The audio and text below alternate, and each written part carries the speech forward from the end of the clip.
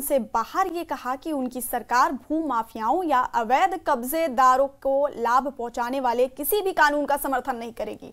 हम केवल उन्हीं विधेयकों का समर्थन करेंगे जो आम लोगों को लाभ पहुंचाते हैं, ना कि उनका जो अवैध अतिक्रमणकारियों को संरक्षण देते हैं।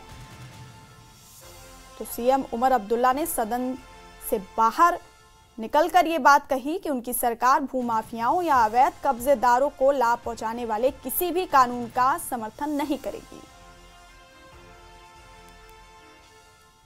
जो बिल लैंड माफिया की मदद करने के लिए हो, गैर कानूनी जिन लोगों ने ज़मीन पे कब्ज़ा किया हो उनकी मदद करने के लिए हो, जिस बिल में इस चीज़ को भी नहीं बचाया जा सकता कि क्या वाकई वो जम्मू कश्मीर के बाशिंदे हैं या नहीं हैं, या क्या परसों आए हैं यहाँ बसे हैं, मकान बनाया और हम उनको ज़मीन दे देंगे। ऐसे बिल को हम पास कैसे कर सकते हैं ना।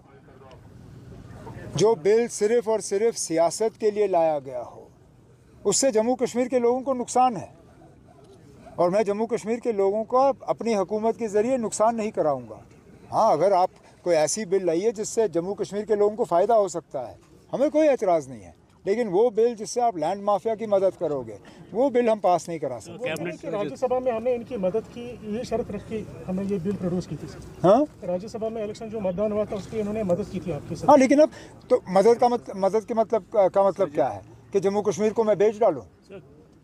एक राज्यसभा की सीट के लिए मैं कम से कम जम्मू कश्मीर की ज़मीन को बेचने के लिए तैयार नहीं हूँ। मैंने कहा ना, कोई बिल ऐसा लाइए जिससे जम्मू कश्मीर के लोगों को फ़ायदा हो। लैंड माफिया को आप फ़ायदा पहुंचाने के लिए बिल लाओगे, वो कम से कम हमारे हाथों से पास नहीं होगा।